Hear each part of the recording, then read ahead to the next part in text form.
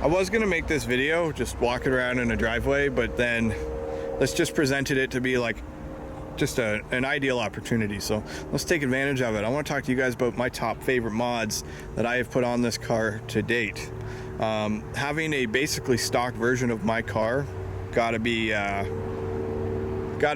sign that this video needed to be made. Obviously somebody has drilled out the license plate. So number one is the stow and show. As you can tell, no license plate is life compared to the 1LE right beside it. The stow and show is an affordable mod. It's a high impact mod. It allows you to keep it legal. It allows you to be flexible and in and out of car shows, but not have to worry about the cops too much. Number two, ACS Aero Kit. We're gonna round up most of it as one because otherwise that would be the remaining four. You can tell based on a car with absolutely nothing done to it versus mine, it is quite drastically different. The ZL1 fascia that they put together really dresses up the car. The car without the canards really, it's just missing a lot to me now. It was a mod I was a little hesitant on at first, but now that it's been done, I absolutely love it. So yeah, ACS just did a great job. Quality is obviously there because it survived all of the winters. Number three, we're gonna run with the rims. So that's a 5-spoke silver rim that comes with the car that I've painted black versus the low gloss 5-spoke rim that comes with the car. I never really loved these rims to begin with. The look was okay, but not great. And I don't know, I just would prefer every day of the week to have my gloss black 5-spoke splits. They just look a little bit more manly, I guess, a little bit more macho. Again, a lot of this is all just opinion. Number four, definitely the MBRP exhaust. I left my tips hanging out a little bit because why the hell not? It is a little bit more showy, a little bit more fun, but when you compare it, take a quick gander over here, when you compare it to the factory, I guess we get a few examples as well, which makes life a little bit better. Yeah, those tips are cute. So you compare it to the factory option, they really do look small and they don't really fill in the space. And I mean, I always thought that with them, but they do sound good. But for $1,000 to get a huge impact in sound and the enjoyment of the car, you get the giant 4-inch tips, which are an entire inch bigger. I think that is an investment well spent. And number five, I really want to go with the wing. I know it's another ACS product, but the wings are very personal.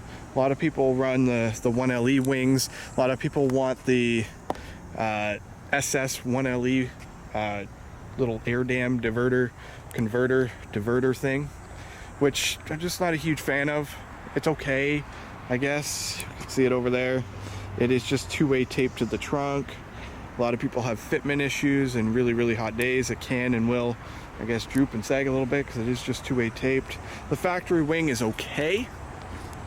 You know, it's okay, just kind of boring. I think the ACS wing with the wicker bill brings the exoticness of the Corvette out. And as we could see with this beautiful convertible Vette here, they have the similar style. They've got really small wickers on it, but it's just kind of like a little wedge. It's even not as pretty or beautiful as the ACS is overall end to end. And that's it. That's 5 mods that I really loved.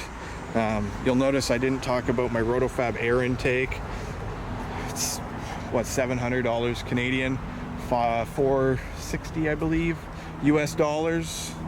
I don't think it's necessarily great value. It's not going to give you a lot. It gives you a little bit of intake noise. You can remove your sound tube, which is kind of stupid, but it's just not good value. It's not as rewarding. It didn't really pick up any power. It didn't run any better. I didn't outrun anybody.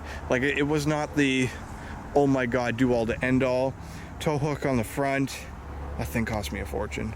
By the time it was shipped to me, it was almost $300. With duties and import taxes and everything was crazy expensive. I would never do that again. Left it on for the winter in case I needed it. It's all rusted out. Kind of a waste of time. there's a lot of money you could spend on these cars, and then there's the right money you can spend to get the mods that you want for the impact you're trying to get. And I feel like I've found some pretty good compromises on everything without spending huge amounts of money or missing out on the fun. And you can see, I mean, I also didn't include stickers. Stickers aren't really a mod, it's just kind of a personal touch flair thing. So that I'm just going to keep to myself as my thing. But I don't know, you see the car stock versus what I've done. I'm quite pleased and proud of what I've accomplished and put together and done it right with you guys, getting your feedback at car shows and online, and a lot of people love it and a lot of people hate it, but it's an ongoing endeavor. So I think from here we got to get the calipers painted. Once we get the calipers painted, who knows? Endless amounts of fun. Till next time, guys, drive safe, take care, and behave. As always, I really appreciate the support. I really appreciate all the subscribes and all the activity the channel's been getting lately. It really means a lot. Adios.